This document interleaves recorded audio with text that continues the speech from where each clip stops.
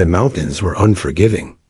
Jagged ridges clawed at the horizon, their shadows stretching long over the Afghan valley below. The air was thin, sharp with dust that never seemed to settle, and the silence carried a weight that pressed against every soldier's chest. Patrols had passed through this region before, but today was different. Today, the SEAL team was accompanied by someone the commander didn't quite know how to place. She lay prone on the ridge, her form blending so perfectly with the stone that, at first glance, she seemed part of the mountain itself. Her ghillie suit was tailored with the patience of someone who respected invisibility more than recognition. The Barrett .50 caliber rifle, massive and brutal in appearance, rested effortlessly against her shoulder, its long barrel glinting faintly beneath the unforgiving sun. The SEAL commander, a man hardened by decades of combat, watched her through narrowed eyes. He had faced insurgents, interrogated warlords, and walked men through ambush that had claimed friends. He thought he had seen it all. But this was something he had never prepared for. A female sniper. Not just any sniper, but one whose name carried whispers through the ranks. Rumors spoke of a shot made at an impossible distance, a kill confirmed at 3,247 meters. Numbers like that didn't belong in reality. They belonged in ballistics tests and training manuals, not the chaos of real war. Men scoffed when they heard the story. They rolled their eyes, said it was a fluke, a lucky trigger pull exaggerated by gossip. And yet, here she was, flesh and blood, steady as stone, eye pressed to the scope, with a focus that unnerved him. The commander shifted his stance, boots crunching on loose gravel. She didn't move. Her breathing was steady, her finger resting lightly on the trigger guard, not inside, not eager, but ready in the way only seasoned shooters knew. He felt a strange hesitation in approaching her, as though speaking might break the spell that surrounded her presence. Who's she targeting? He muttered under his breath, the words slipping out more like an accusation than a question. A nearby SEAL shrugged, equally uncertain. No one had been briefed on the details of her orders. It seemed, in fact, that she didn't need them. She was here on her own authority, operating parallel to their mission, but never against it. Her silence was both unsettling and strangely reassuring. The commander studied her more closely. Her posture was flawless, her body aligned with the rifle, as if carved for it. The Barrett was infamous for its kick, a weapon that punished even strong men for mishandling it. Yet she rested against it like it was no heavier than a hunting rifle. Her face, partially obscured by the hood of her camouflage, was unreadable. Only her eyes, calm, sharp, alive with calculation, betrayed the fire within. He couldn't reconcile what he was seeing with what he knew. Women didn't usually serve in this capacity. The military had roles, divisions, limits. And yet here she was, dismantling those limits with every breath she took. The commander hated to admit it, but she radiated an aura he had only ever felt around legends. Hours dragged on. The sun shifted, painting the rocks in hues of orange and gold. Still, she did not move. Not a twitch, not a shift of weight. The SEAL commander tried to imagine what she saw through the glass, what patience it required to wait, to measure wind in the flutter of dust, to calculate bullet drop over distances that defied comprehension.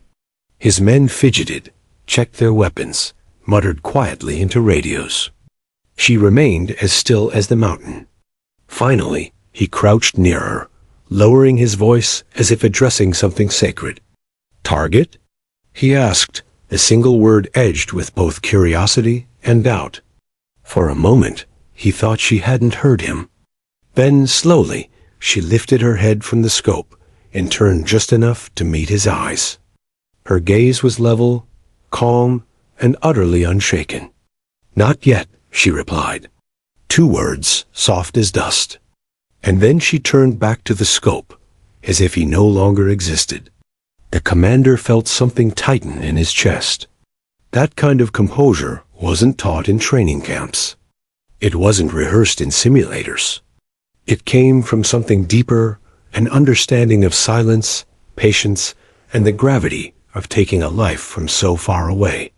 He had led men into firefights where seconds decided survival, where instinct ruled and adrenaline burned through veins like fire. But this was different. This was war measured not in seconds, but in hours, even days. He found himself strangely unsettled. Not because he doubted her, though a part of him still wrestled with disbelief, but because he realized she operated on a level entirely separate from his own. His world was chaos, hers was precision. He fought battles, she erased them before they began. As night crept in and the air grew colder, he remained nearby, unable to pull his eyes away from her. He wanted to see her fail, if only to prove she was human. He wanted to see the recoil knock her off balance, to hear her curse the way men cursed when their aim faltered. But no such moment came. She remained statuesque, steady, as though carved from the very ridge she lay upon. In the dim glow of twilight, her radio crackled softly one word, a call sign meant only for her. She adjusted the scope, made a minor correction on her chart, and exhaled. The commander leaned in, watching, waiting. She didn't fire. Not yet. He realized then that this was her world, not his. He was a visitor here, an intruder in the silence she commanded. The weight of his rank, his experience, his authority, it meant nothing when set against the calm dominance of a sniper who could reach across miles and decide the fate of men with a single pull. And for the first time in years, the SEAL commander felt something he rarely allowed himself to feel: awe. Long before she lay hidden on mountain ridges, before her name became a whisper among soldiers, she was simply a girl in a quiet town where days passed slowly and nights carried the crisp silence of fields. Her earliest memories weren't of war or weapons, but of learning how to breathe. Her father had taught her that breathe with the earth, not against it. Her father wasn't a soldier, not officially. He was a hunter, a man who knew the language of wind and the patience of stillness. While other children spent afternoons chasing each other in playgrounds, she sat beside him in the woods, learning how to watch the world without disturbing it. He showed her how to see the flick of a deer's ear in the distance, how to wait until the animal shifted just so, how to let her heart beat slow until it matched the rhythm of her breath. The first time he handed her a rifle, it looked impossibly large in her hands. She wasn't strong enough yet to shoulder its weight properly, but he didn't laugh. He only adjusted her stance, guided her breathing, and whispered, "Don't fight it. Feel it." When the rifle cracked, she flinched, missed by a mile. Her father didn't scold her. He smiled, ruffled her hair, and said, "Every miss teaches more than every hit." Years passed, and the rifle grew lighter in her hands. Her accuracy sharpened, her patience deepened. By the time she was 16, she could outshoot most of the men in their county. Some called it unnatural. Some said it wasn't right for a girl to spend her days behind a scope. But she didn't listen. Precision wasn't about gender. It was about discipline, about surrendering to silence and control. College wasn't an option. Money was scarce, and opportunities scarcer. So when recruiters came through town, promising travel, structure, and purpose, she signed her name without hesitation. Training camp was a wall she hit headfirst. The military didn't care about her father's lessons or her calm trigger finger. It cared about endurance, grit, and breaking recruits until only the strong remained. At first, she was just another number, another face. Her instructors didn't take her seriously. Some even mocked her presence. But then came the rifle qualification. While others sweated and cursed under the sun, she lay prone, breathing steady, squeezing the trigger as though each shot was merely a conversation with the earth. When the scores were posted, Her name sat at the very top. It wasn't close. From there, she caught eyes, some curious, some doubtful, many resentful. Sniper School was an even higher wall, one that few were allowed to climb. She applied anyway. The instructors, skeptical, put her through trials meant to break the unworthy. Hours of crawling through mud with ants biting at exposed skin. Days without sleep, expected to hit targets under impossible conditions. Simulations where the wrong breath meant failure. She passed them all, not because she was stronger, but because she was quieter. Her strength was in her patience, her ability to exist in stillness longer than anyone else. While others shook from exhaustion, she slowed her heart until time itself seemed to stretch. Her reputation began to form there, in the whispers of fellow trainees. They called her ghost, shadow, even machine. She didn't correct them. She knew the truth. She was neither ghost nor machine. She was simply someone who listened to the earth more closely than others. Then came the deployment. Afghanistan, a land of dust and stone, where distance ruled and cover was scarce. She was still young, but war ages people quickly. Her first missions were routine overwatch assignments, ensuring her unit could move safely through hostile terrain. The first time she squeezed the trigger on a human target, the world seemed to freeze. She remembered every detail: the heat of the barrel, the recoil against her shoulder, the target folding silently hundreds of meters away. She didn't celebrate. She didn't speak. She only exhaled and recorded the distance. The commander at the time noticed her unusual composure. While others carried their kills like weight, she carried them like equations. It wasn't that she felt nothing.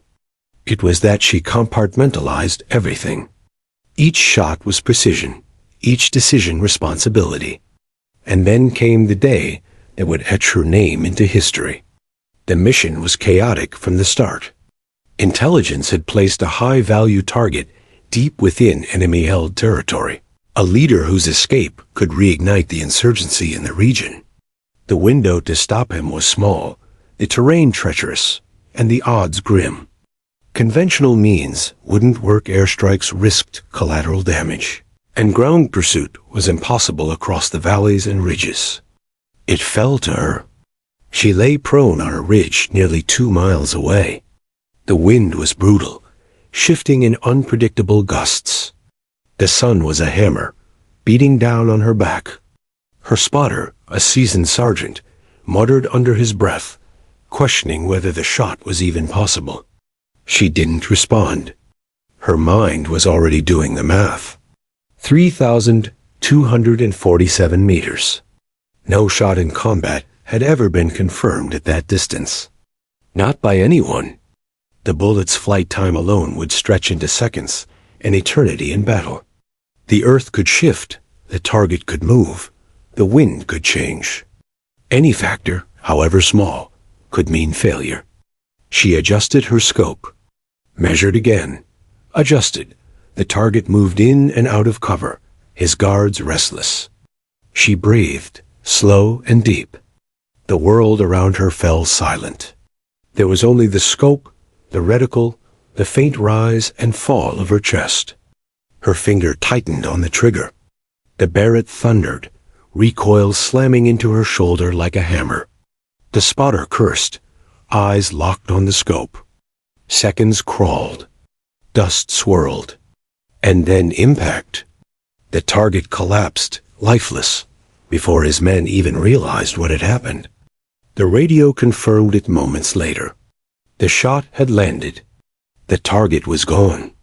The mission, impossible by every calculation, was complete. Her spotter sat back in disbelief, muttering, That's not possible." But it had happened. Not luck. Not miracle. Precision. Patience. Control. When word spread, it traveled like wildfire. Men in distant outposts repeated the distance with awe. Officers shook their heads, unwilling to believe but unable to deny. A record had been set, one that shattered expectations and redefined what was possible. She didn't celebrate. She didn't boast. She simply cleaned her rifle, noted the distance in her logbook, and prepared for the next mission. For her, the shot wasn't history. It was responsibility. The SEAL commander, still skeptical, heard the story weeks later. He laughed at first, dismissing it as propaganda. But deep down he wondered. And when he finally met her, lying motionless on that ridge with the Barrett steady in her hands, he realized the rumors weren't exaggeration. They were understatement. Her record wasn't measured in meters. It was measured in the silence that followed the shot, in the disbelief of those who witnessed it, in the way enemies suddenly feared distances they once thought safe. For her, though, it was just another breath, just another pull of the trigger. A record measured not in distance, but in patience.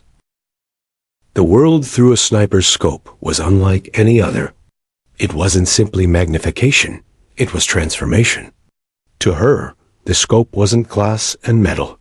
It was a lens into time itself, a filter that slowed the universe to a pace she alone could control.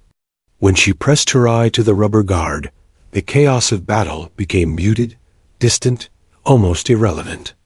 The voices of her team, the clamor of helicopters, the restless crack of small arms, fire, all of it faded. What remained was a narrow window, precise and unyielding. Through that tunnel, her world reduced itself to geometry, wind, gravity, and the steady cadence of her breath. Each shot began long before her finger touched the trigger.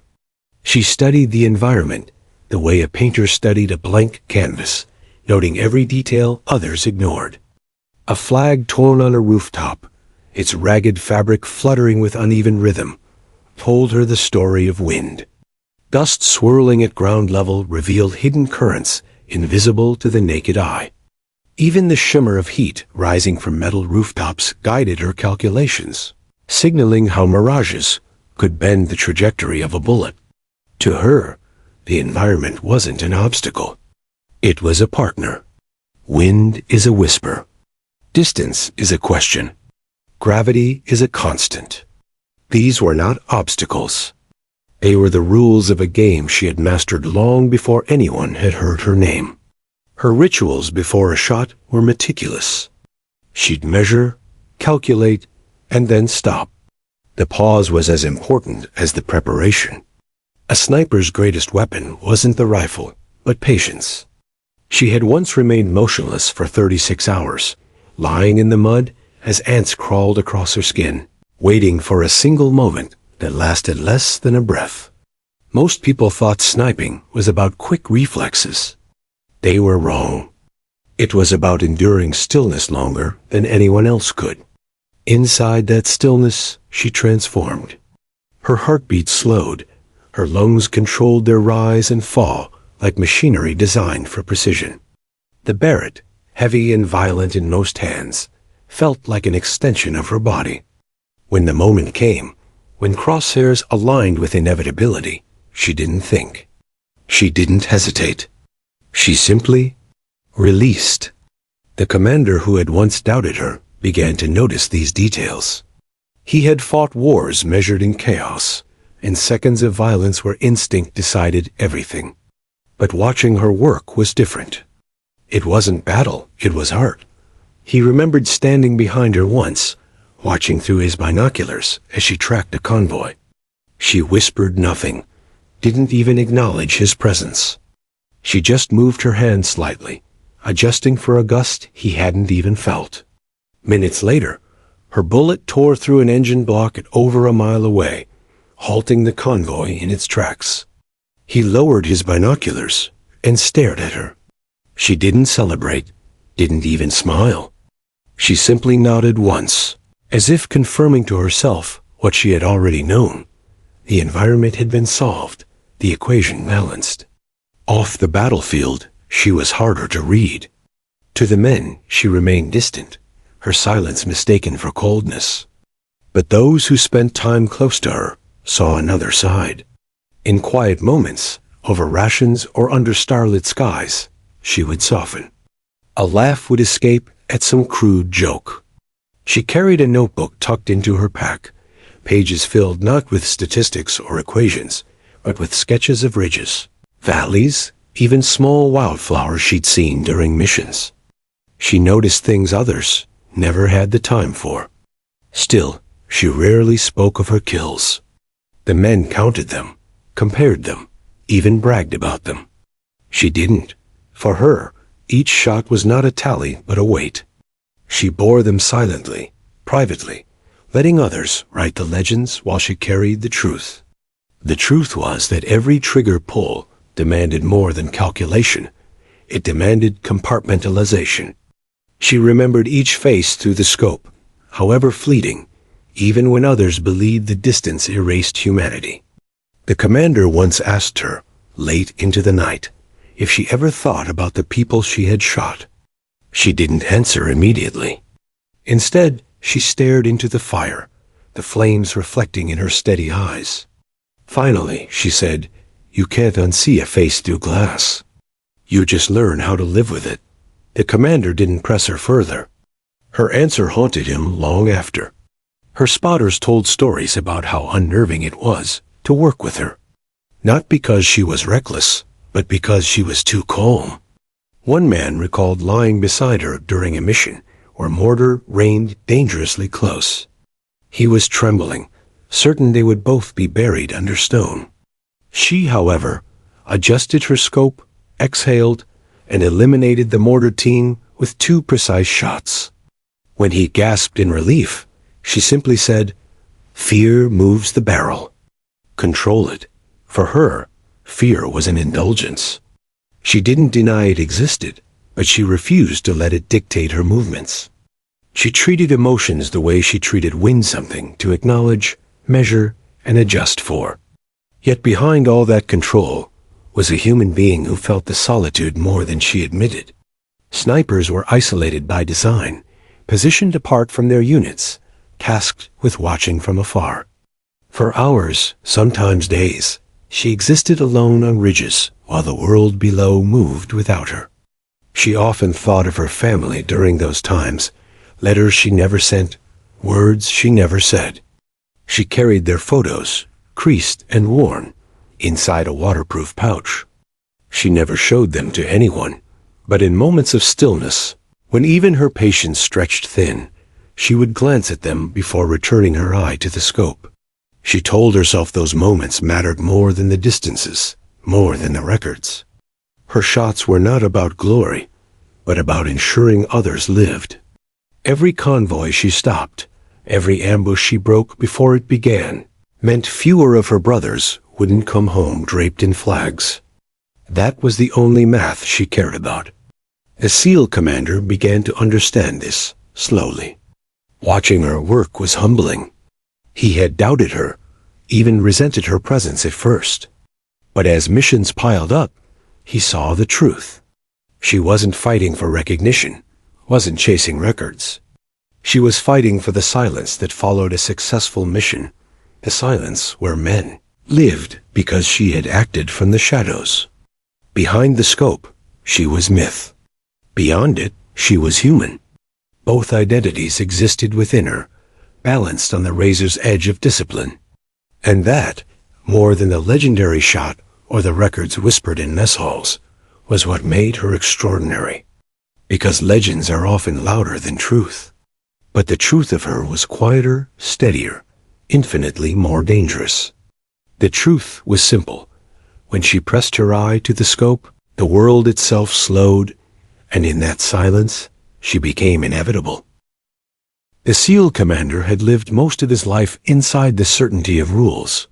There were truths he carried like a creed, that experience outweighed talent, that men forged in combat were the sharpest blades, and that war rewarded strength, aggression, and decisiveness. Those truths had kept him alive across 3 continents, through firefights, ambushes, and missions that had gone sideways. And yet, here he was, crouched on a barren ridge in Afghanistan, watching a sniper who unraveled those truths with every passing moment. She didn't belong in his world. At least, that's what he told himself. His instincts screamed that her presence upset a balance he'd long understood. He had seen skilled marksmen before, men who had trained for years to master their rifles, men who bragged about confirmed kills over beers in dimly lit barracks. But this woman, lying still as stone with her eye pressed to the scope, was unlike any of them. The commander wanted to dismiss her. He wanted to chalk her reputation up to myth, to exaggerated numbers passed around by soldiers who loved telling stories. A 3,247-meter shot? Impossible. He told himself it was luck. Maybe a ricochet, maybe an embellished after-action report. War was full of such stories, tales of impossible shots, of men surviving wounds that should have killed them. Legends grew easily in the dust of war. But doubt lingered. It gnawed at him as he watched her work. Every move she made was deliberate, unhurried. She didn't fidget. She didn't scan aimlessly. Her focus was surgical. The way she adjusted for wind, tiny nudges on the scope, minor shifts of her cheek, weld spoke of knowledge far deeper than training manuals. She wasn't guessing. She wasn't hoping. She was calculating with the precision of someone who had done this countless times before. The commander clenched his jaw. He wanted to believe skill like that was rare, but not impossible.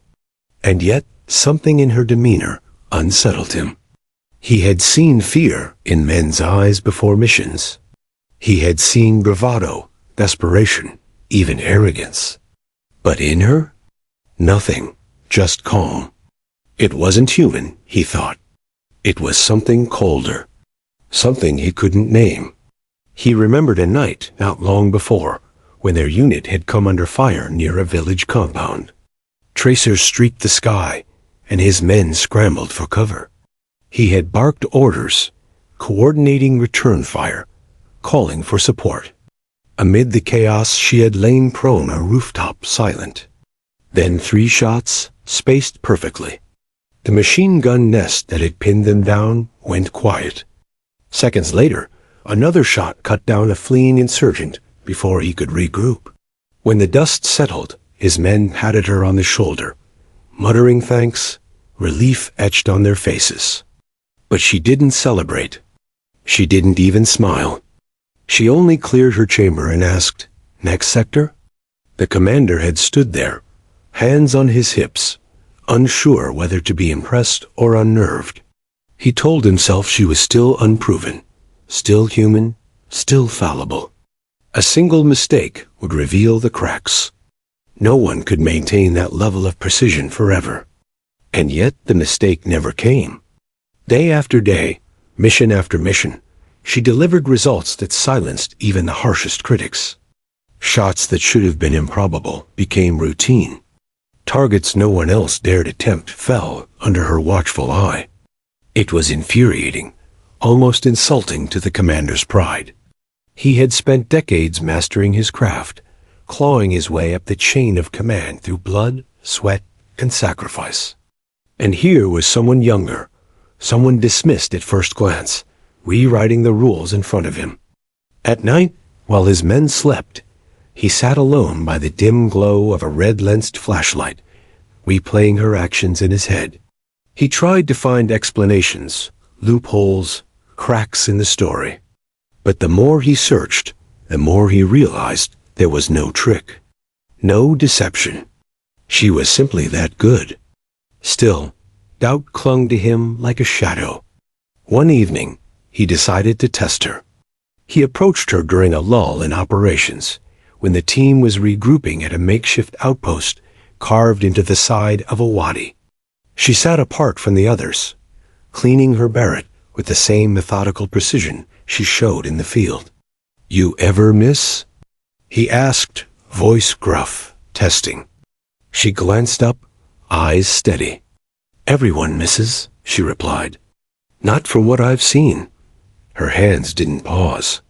She ran a cloth along the barrel, inspecting it for imperfections. "You've seen missions, not practice." He narrowed his eyes. "So it's true then?" The shot? Her gaze lifted, locking onto his. For a moment, he thought he saw amusement flicker there, or perhaps irritation. But when she spoke, her voice was calm. It's not about the shot. It's about the preparation before it. Distance doesn't matter if you're patient enough. The commander opened his mouth to press further, but she returned her attention to the rifle, conversation over. He walked away that night more unsettled than before. The next mission only deepened the fracture in his certainty. The team had been tasked with covering an extraction, pinned between two ridgelines. Enemy fighters had set up along a distant slope, rifles trained on the landing zone. Returning fire was useless at that range. Mortar were unavailable. Time was slipping. He looked at her, almost against his will. She was already prone, scope aligned, calculations running silently in her head. He wanted to doubt, wanted to order a retreat, wanted to rely on tactics he understood. But something in her stillness stopped him. Seconds later, she fired. One shot. A distant figure crumpled. Another adjustment. Another shot. A second fighter down. Within minutes, the ridge was clear, the landing zone safe. The commander exhaled slowly, realizing he'd been holding his breath. His men cheered quietly, relief washing through the unit. He stared at her, his heart heavy. Respect was creeping in, uninvited. And that was what unsettled him most. For years, his authority had gone unquestioned. His judgment, his instincts, they were law. But now, in the presence of this sniper, he felt his foundation shifting. His doubt wasn't about her anymore. It was about himself. Had he grown too rigid, too certain in his worldview? Had he underestimated what discipline, patience, and will could achieve simply because it came from someone who didn't fit his expectations? He hated the questions, hated that she had forced him to ask them. But late at night, when he closed his eyes, he saw her lying prone on the ridge, steady as stone, the Barrett balanced against her shoulder. He heard the silence after her shots, the impossible silence that followed certainty. And he realized that his doubt wasn't about her skill. It was about his own inability to comprehend it. The morning began with a silence so sharp it felt alive. The Afghan mountains stretched endlessly, their jagged ridges carved in shades of gray and gold beneath the rising sun. From their perch, the SEAL team could see valleys crawling with shadows, villages like scars etched into the earth, and ridgelines that swallowed sound. It was beautiful, almost peaceful until you noticed the enemy positions tucked into the folds of rock. The mission was simple on paper: monitor insurgent movement, disrupt enemy command, and provide overwatch for a convoy threading through the valley. But in war, simplicity was a lie. Already, reports had come in of a high-value target moving with a heavily armed escort. A man who had orchestrated dozens of ambushes. A ghost whose name carried weight across provinces. If he reached safe ground, more soldiers would die. The commander crouched low, scanning the terrain through binoculars. His jaw tightened when he spotted the convoy. Battered trucks bouncing along a dirt road, fighters perched on the beds, with rifles slung across their chests. Dust rose around them like a cloak. Somewhere among them was the target. 3 clicks out, one of the operators muttered. Too far for anyone's rifle. Anyone except her. She was already in position, prone on a narrow ledge. Her Barrett M82A1 stretched out before her like an extension of her body. A massive rifle gleamed faintly in the morning light, its long barrel aimed downhill into eternity. She adjusted the bipod, her movements methodical, as though time bent to her will. The commander stood behind her, arms folded. His eyes flicked between his binoculars and her still form. His chest was tight with the familiar mix of tension and command responsibility. Men's lives depended on his judgment. And right now, his judgment rested uneasily on her. Target is approximately 3,200 meters, the spotter whispered, voice hushed despite the distance. Winds light, 5 knots from the east. Temps rising, gonna play with mirage. She didn't answer. Her gloved hand adjusted the scope, fingers brushing the elevation turret with the tenderness of a pianist. She inhaled, deep and steady. The commander leaned in, whispering sharply. That's damn near 2 miles. Nobody makes that shot. Her eyes stayed glued to the scope. Somebody does today. For a heartbeat, silence. Then the weight of her words sank into the commander's gut. He wanted to call her reckless, wanted to pull the plug, order the team to hold fire, and wait for a closer engagement. But something in her tone calm, absolute, stilled him. The target emerged from the lead truck, a tall figure wrapped in dusty robes, moving with the authority of a man used to being obeyed. He barked commands at his fighters, pointing to the ridgeline ahead. Through binoculars, the commander could see the hard lines of his face. This was the ghost they had hunted for months.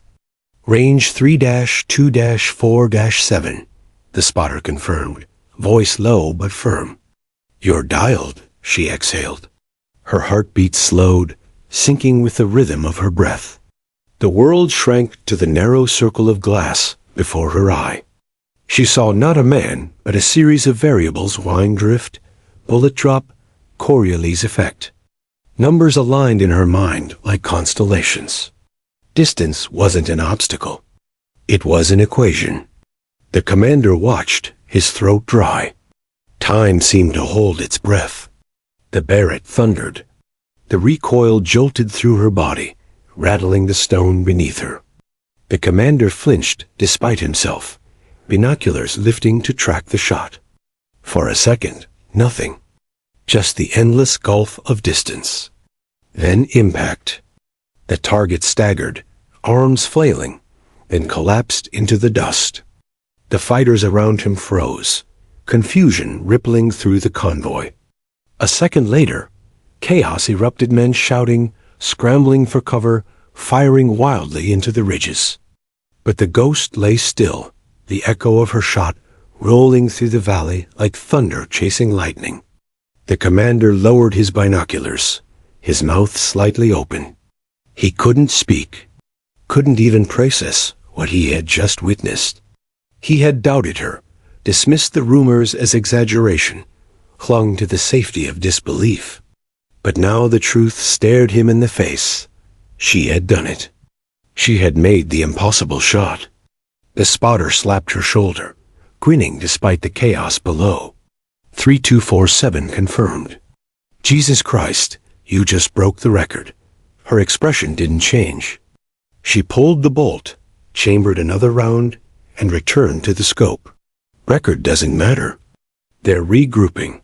The commander forced himself to breathe, his hands trembling slightly. He glanced at his men, every one of them staring at her with a mix of awe and disbelief. They knew they had witnessed something legendary, something that would be told and retold long after they left these mountains. But for him, it was more personal. He had doubted her. He had questioned her presence, her skill, her right to stand beside his men. And now, in a single deafening instant, she had shattered every doubt. Who the hell is she targeting? One operator muttered, voice tinged with reverence. The commander didn't answer. He couldn't. His chest felt heavy, his pride fractured, his worldview cracking open. But alongside the sting of being proven wrong came something unexpected. Relief. Relief that she was on their side. Down in the valley, the convoy disintegrated into chaos. Fighters abandoned vehicles, scattering like ants under a magnifying glass. None of them realized they weren't safe anywhere within 3 kilometers. The commander crouched beside her, his voice low, almost respectful. How did you even... Patience, she whispered, not taking her eye off the scope. Patience and certainty. For a long moment, he simply watched her work. Her face calm, her movements fluid, her presence steady as the mountains around them. She wasn't chasing glory. She wasn't reveling in victory. She was simply doing her job, one impossible shot at a time. And in that moment, the commander understood something he'd resisted for too long. It wasn't about gender. It wasn't about tradition, or pride, or rules etched in stone.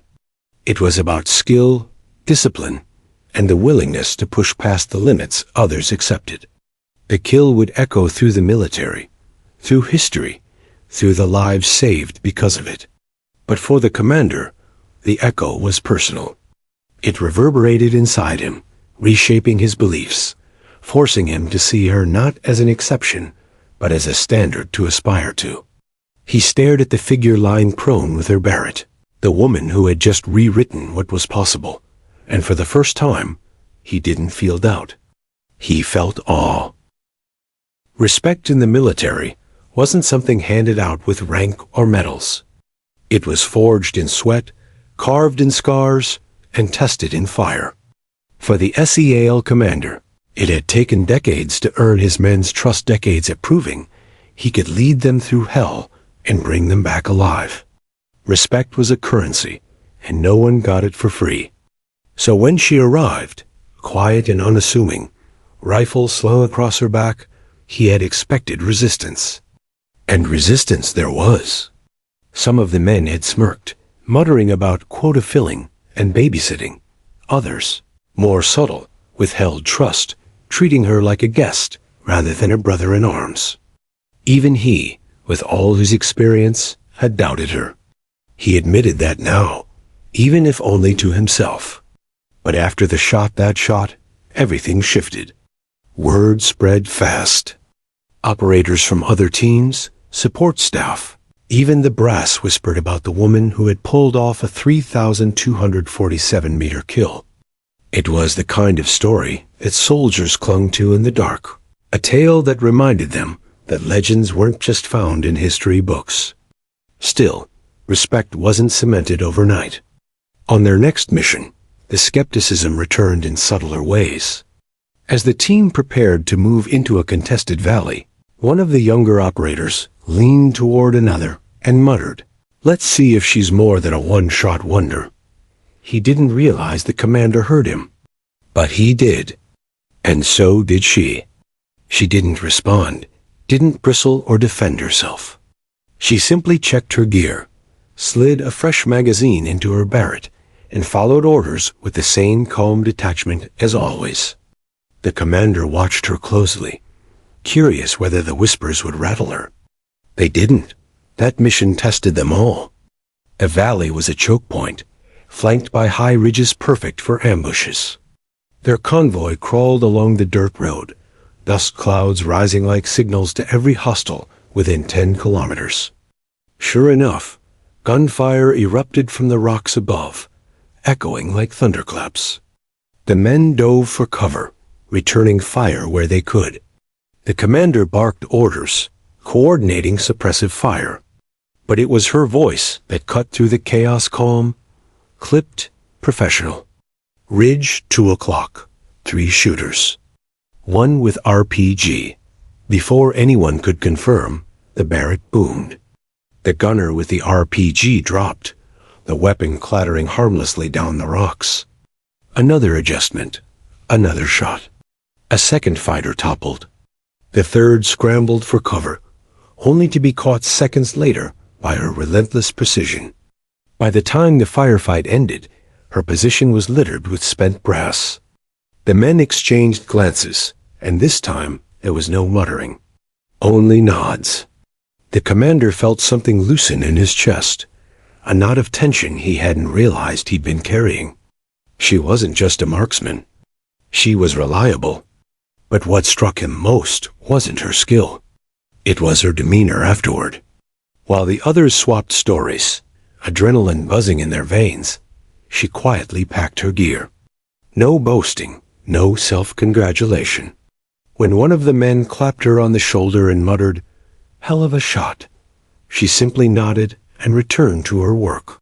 Respect, the commander realized, wasn't just about ability. It was about character. and hers was undeniable. Over the following weeks, he watched the transformation unfold. The same men who had once doubted her now sought her out during downtime, asking about ballistics, scope adjustments, or the finer points of windage. At first, she answered sparingly, but gradually she shared insights, teaching without arrogance, correcting without belittling. One night, as the team cleaned weapons under the dim glow of headlamps, she demonstrated how she calculated extreme-range shots.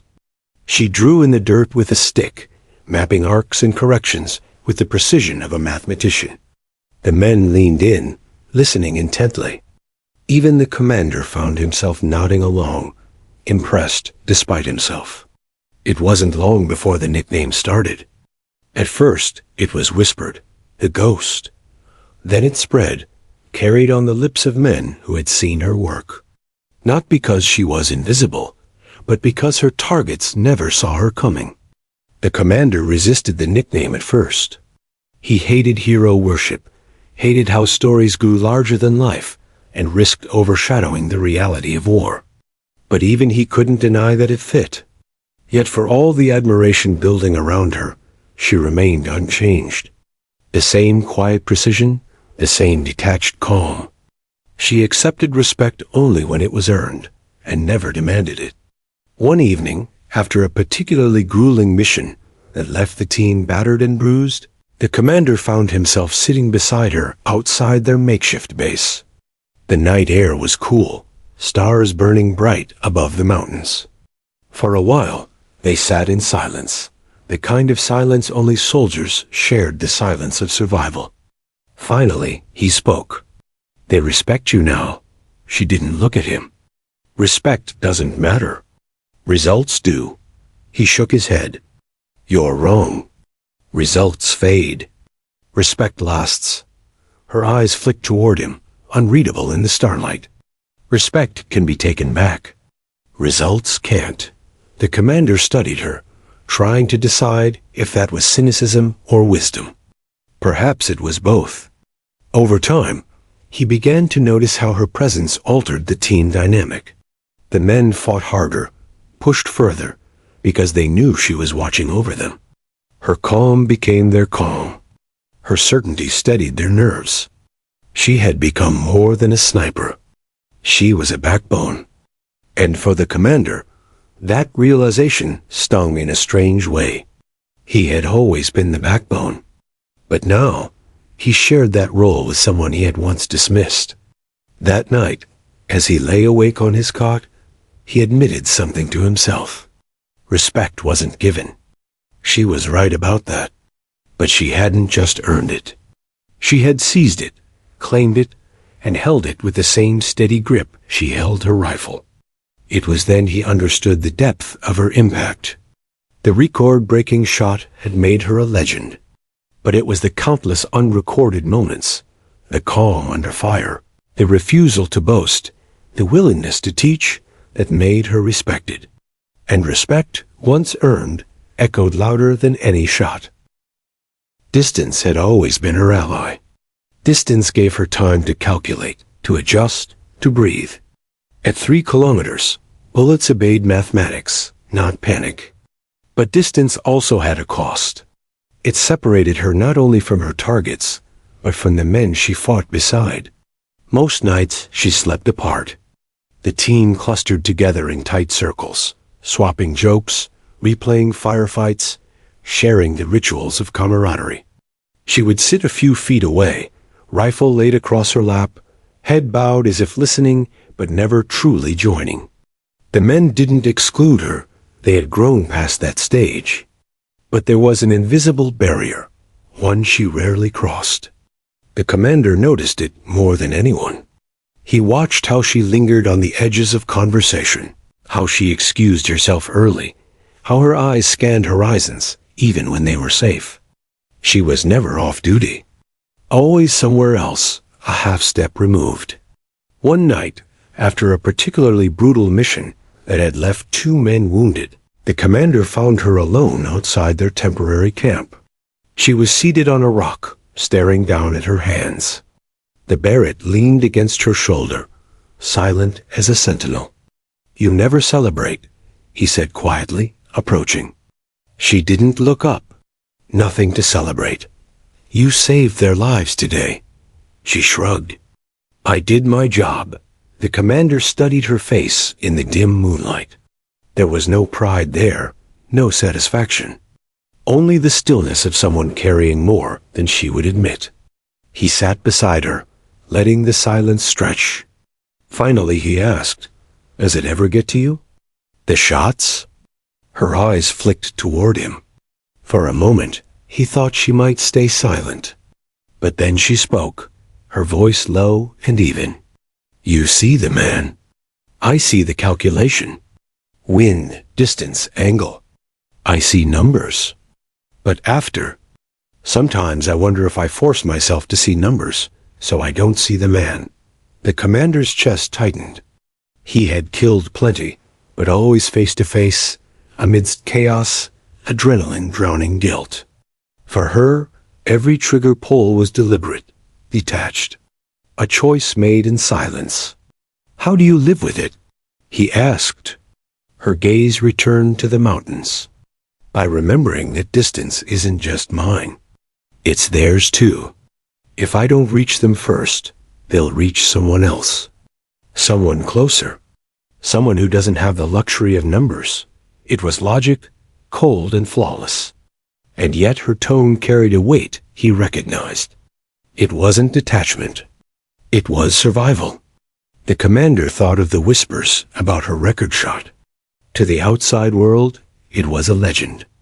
To her, it was just another equation solved. But behind her calm, he now saw the cracks, the exhaustion of carrying lives at such distances, the silence that followed when the cheers died down. Over the next weeks, he began to notice things he had overlooked. The way she wrote letters on scraps of paper and burned them after reading. The way she lingered a second longer over dog tags she cleaned, even when they weren't hers. The way her eyes sometimes closed after a mission, as if replaying every face she had erased. She carried ghosts, though she never admitted it. One night, he caught her sitting with the Barrett disassembled before her, every piece laid out with surgical precision. She wasn't cleaning it. She was simply staring at it, hands motionless. "Problem?" he asked softly. She shook her head, just wondering how something so simple can change so much. The commander crouched, picking up the massive barrel. "It's not the rifle. It's the person behind it." Her lips curved faintly, almost a smile, but it vanished as quickly as it came. "That's the problem." He wanted to say more, to tell her she was more than her rifle, more than her kills. But he knew words wouldn't change the weight she carried. Some burdens couldn't be shared. They had to be borne alone. The men noticed too. Though they respected her, they gave her space, perhaps sensing that her battles didn't end when theirs did. They told stories of firefights, of close calls, of lucky escapes. But no one asked her for stories. No one wanted to know what it felt like to press a trigger and wait 3 seconds for a man to fall. Her distance became both shield and prison. The commander wrestled with it. He admired her strength, her discipline, her precision. But he also pitied her isolation. She had earned respect, but at the cost of connection. And yet, in her quiet way, she gave back more than anyone realized. One afternoon, while the men prepared for a long-range patrol, she noticed one operator struggling with his scope. She took it gently from his hands, adjusted the settings, then showed him how to align for wind drift. Her voice was patient, her tone steady. For 20 minutes, she became a teacher, bridging the gap with knowledge. When the operator hit his mark on the practice range, his grin was unrestrained. She only nodded, returning to her place at the edge. But the commander saw it, the faintest flicker of pride in her eyes. The price of distance, he realized, wasn't just hers. It was shared. She gave them confidence, security, survival. But in return, she lived apart, carrying ghosts that no one else could shoulder. That night, as he lay awake, the commander thought of the future. He wondered what would happen when the war ended, when the rifles were put away. Would she find peace, or would the distance follow her home? He feared the answer. For now, she remained their ghost on the ridge, the one who saw further, reached further, or more. And though she would never admit it, the commander knew the cost was high. Respect had been earned. But the price of distance was something she alone would pay. The sun had begun its slow descent, painting the mountains in streaks of gold and crimson. The valley below buzzed with life, oblivious to the shadows that had moved above it all day. The SEAL team prepared for extraction, their gear packed, vehicles humming softly in the distance. But she remained on the ridge, prone as ever, her Barrett resting against her shoulder, eyes scanning the terrain with meticulous attention. The commander approached cautiously, the weight of countless missions pressing on his shoulders. He had watched her rise from a quiet observer to the ghost who commanded respect with silent precision. He had doubted her, resisted her presence. And yet, in the months they had shared fire and silence, he had come to understand the extraordinary person she was, not just as a marksman, but as a force of discipline, patience, and quiet courage. "You ready to come down?" he asked, his voice low. She didn't answer immediately. Her eye remained to the scope, fingers lightly adjusting the elevation. Then, slowly, she lifted her head. Her gaze met his, steady and unyielding. "Not yet," she said simply. The commander knew what she meant. The mission wasn't over until she said it was. Every second she remained vigilant could save lives. The men below were counting on her, even if they didn't realize it. He crouched beside her, keeping his voice hushed. "How do you do it? How do you stay so calm?" She didn't smile. Calm wasn't something she chose. It was forged. Focus, control, distance. It's not about being fearless. It's about managing fear. The commander nodded, realizing that what made her legendary wasn't a single record-breaking shot. It was every decision, every calculation, every moment she had endured alone on ridges, where death could arrive in an instant. The shot that had earned her the 3,247-meter record was history. But the countless unseen moments, the lives saved, the missions completed flawlessly, that was her true legacy. Below them, insurgent activity stirred. A small convoy, unaware of the danger above, wound its way through the valley. Her fingers hovered lightly on the trigger. The commander felt that familiar tightening in his chest. Not doubt this time, but anticipation. "Distance?" he asked softly.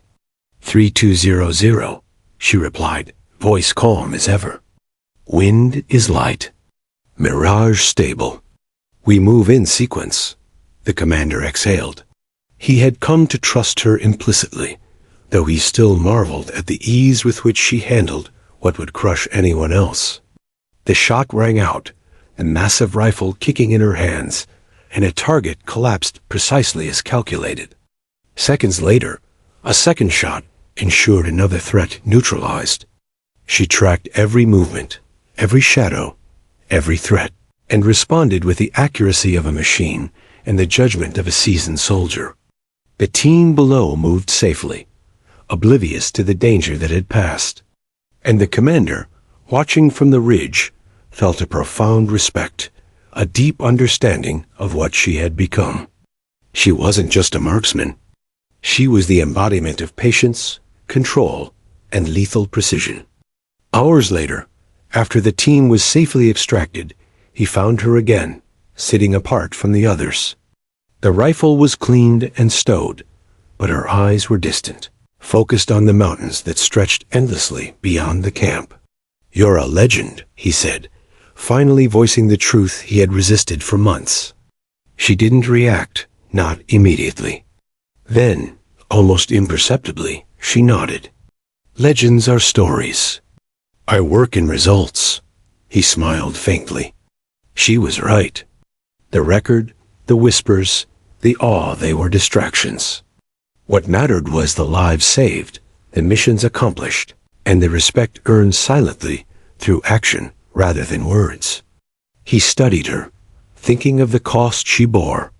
The isolation, the sleepless nights, the quiet weight of lives balanced on a single pull of the trigger.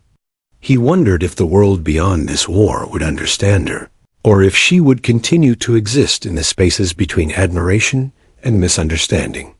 Yet for all the burdens, she had created something rare, a legacy that transcended a single moment, a single kill. Every man she had saved, every mission she had turned, every operation she had controlled from the shadows, those were the threads of a reputation stronger than fear or rumor. Do you ever think about retiring? He asked softly. She paused. I think about it, she admitted. But there will always be someone who needs the distance, someone who needs the patience. Until that's gone, I stay. He nodded. He didn't push. He had seen too much to question her judgment. She was a guardian in silence, a force of nature in stillness, and he trusted her implicitly. As night fell, the stars blanketed the mountains. The team gathered around fires, their laughter and chatter carrying through the valley.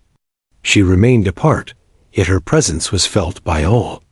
It was a quiet authority, one built not on words, but on consistent action. The commander finally sat beside her, letting the silence stretch between them. The world had shifted, subtly but irrevocably. His doubt had been replaced by respect. Her isolation remained, but it was tempered by the knowledge that her skill, her patience, and her discipline had made a difference beyond measure. He realized then that true legacy wasn't about recognition.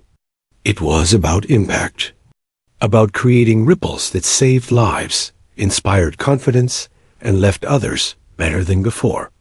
She had done all that, silently, invisibly, yet unmistakably. When he finally stood to rejoin the team, he looked back at her one last time. She lay prone on the ridge, eyes to the scope, scanning the horizon. Calm, precise, inevitable. The ghost, the sniper, the woman who had rewritten what was possible. And in that moment, he understood the truth he had fought to accept. Some legacies are not measured by accolades or stories told. They are measured in the lives protected, the chaos averted, and the quiet excellence of one person willing to hold the line when others cannot. Her name would echo in whispers, in stories, in the admiration of those who knew the truth. But for those who had watched her work, who had felt the calm certainty of her presence in the chaos of battle, the legacy was already written in the crosshairs, in the silence after the shot, and in the hearts of those she had saved. The mountains held her still, eternal and unyielding, as if carved for her alone.